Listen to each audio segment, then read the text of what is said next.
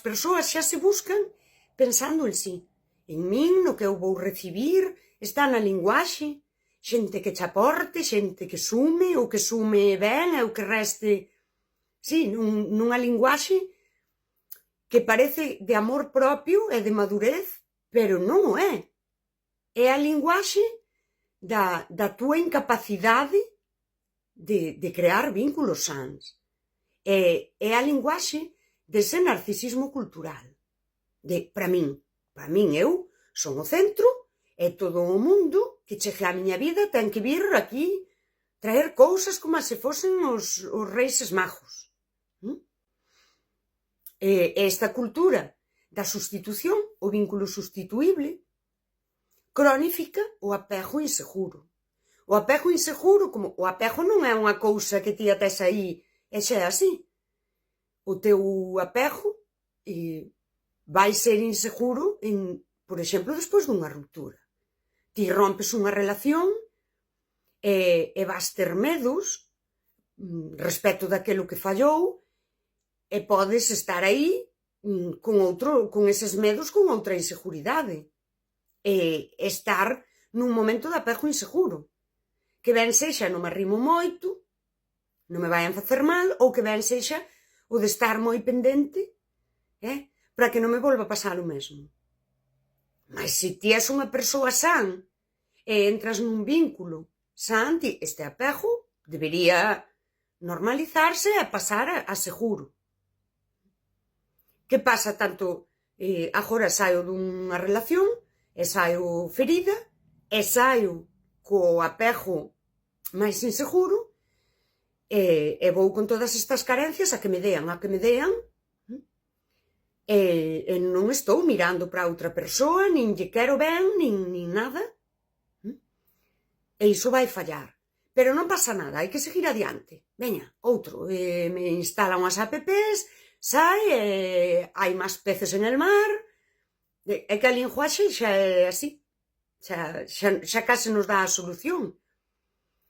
E cada novo fracaso cronifica o apego inseguro, porque confirma a túa incapacidade de construir unha relación san, e aumenta a frustración, e ti poderás te victimizar, é que sempre me sae mal, é que mala sorte teño, ou poderás empoderarte de, non, pois daqui para diante eu agora sustitúo, pero é que agora vou, outra vez. Eu aquí tamén vería ese problema de falta de autoconciencia. Eu nin sei o que preciso, nin vou analizar en que puiden fallar eu, sexa desde unha parte na que podes dicir, se eu fixeno mal con esta persoa, ou sexa desde unha parte de, se eu permitín cousas que non se poden permitir. E aí tamén está ese camiño cara á liberdade. E tamén esa autoconciencia de eu agora xa sei que isto non o debo permitir ou que isto, pois non o debo facer. E aquí, nesta falta de autoconciencia, vas caendo nesa deshumanización. Deshumanizaste no sentido de, eu que sei, eu non sei nin o que preciso, nin o que debo facer, nin o que non debo facer, nin me importa. Non me importa, se fago as cousas mal, dá igual, next, xa está, sustituir. O amor adulto é recíproco. O amor adulto é recíproco, e é responsable, e ten que ver comigo, ca miña capacidade de querer ben, coa miña capacidade de coidar, ca miña capacidade de ser esa persoa que suma, esa persoa que aporta. O amor inmaduro é o de que me aporte, ese xa vai desde a carencia, de o que me dean, e eu aquí xa ando ao chou pola vida, e xusto cambio de vínculo e vou aquí. A min aquela non me valiu, pero, a ver, está agora, e sostense xa, desde o principio, no apego inseguro, na necesidade, nesa miseria emocional, nesa indixencia emocional na que a persoa precisa e precisa. Por iso é narcisismo cultural. A sociedade inmadura e o narcisismo cultural é todo un.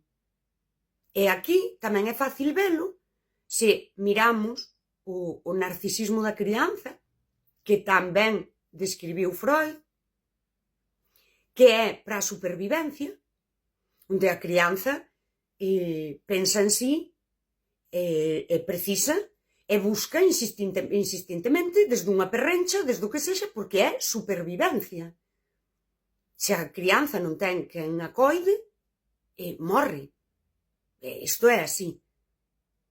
Se a sociedade non madura, claro que é narcisismo cultural. A xente está buscando ese amor incondicional porque sí, porque eu, a ver, disfrazarano de merezo e tal, pero é que é miseria emocional, porque eu preciso. A xente vive en modo supervivencia emocional, supervivencia afectiva. Desde ese cerebro emocional que sinte que morre. Pero desde ese narcisismo de Freud ou da crianza. E iso é o que estamos vendo. Todo, que sí, que hai a teoría dos apegos, que existen os apegos inseguros, que hai que traballar neles, por suposto. Pero cando é masivo, é cultural.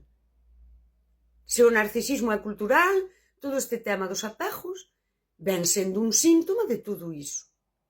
Persoas inseguras, persoas inmaduras, persoas sin capacidade afectiva, sin xestión emocional. É así. Vamos, eu vexo así. E nun contexto desta falta de saúde mental, pois, non sei, vas atando e resulta que o teu problema de apego non é o teu problema de apego. É a mostra microscópica que nos permite diagnosticar unha enfermidade social que estamos vendo, ansiedade, depresións, as cifras de suicidio. Daquela, non é o teu problema de apego, non é o teu vínculo sustituíble, non é a túa maneira de vivir libremente, facendo o que queres. É que é a mostra microscópica dunha enfermidade social, donde deixamos de ser tribo, comunidade e sociedade humana, rompemos, está fallando ese tecido afectivo que nos fai seres humanos, que nos fai comunidade, onde cada individuo, ca súa responsabilidade, contribúe á responsabilidade de todos, pero agora parece que cada individuo, co seu problema persoal de apego e de inseguridades, tamén está contribuindo a esa enfermidade social. Ese individualismo, porque é ese individualismo do eu e apórtame e faime, que nos leva a consumir persoas, a consumir o vínculo, a consumir as experiencias, e non a coincidir con persoas, convivir e compartir con persoas, e vivir experiencias tamén en sociedade. Ese individualismo sería aquelo que Hannah Arendt describiu como a soidade en masa. Individuos isolados, emocionalmente, afectivamente, aínda que na superficie, máis ca nunca, e isto podémolo ver, as cifras de participación en festivais, en campeonatos, en todo, porque xa te tes que inscribir ata para baixar, ver a Praia das Catedrais, para subir a Covadonga, para todo.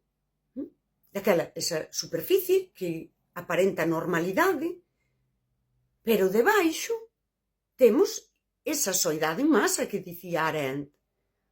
E esa é a enfermidade social. Logo, o teu problema de apego non é o teu problema de apego. É a proba microscópica para diagnosticar esta enfermidade social. Os match que acumulas, ¿sí? Os body count, mira que exitoso eres, non son nin os teus éxitos, nin os teus fracasos tampouco. É o paliativo da dor emocional que causa esa soidade, ese isolamento emocional en masa. Logo, o individualismo é a túa vida, é a túa maneira de relacionarte e vincularte, é un síntoma social. Logo, debe nos preocupar. Evidentemente, ti non estás arreglando as persoas, mas ti tens que preocuparte. E precisamente se, ostra, agora todas as persoas que coñezo, o tema dos apegos evitativos, agora están, agora non están, agora non me contesta, agora... teño que revisar as miñas feridas a ver por que sempre atraio homes evitativos, non. Temos que revisar a sociedade. Porque nin o seu apego evitativo é o seu problema, nin que ti só atopes apegos evitativos é o teu problema. É un síntoma social. Desde a cousa máis pequena, desde o vínculo máis pequeno, podemos extrapolalo e ver todo o que está pasando. E ver por que hoxe a xente nova ten os problemas que teñen de saúde mental. E ver todos estes problemas de soidade que xa van moito máis aló de que ti saibas ou non saibas relacionarte. Porque cando todo está mal de arredor de ti, ti estás mal, claro que estás mal. Non é nada de extrañar. Se ti vives nun país que morre de fame porque hai unha sequía, ti vas morrer de fame. E se ti vives nunha sociedade que morre de fame afectiva, claro que ti vas morrer de fame afectiva.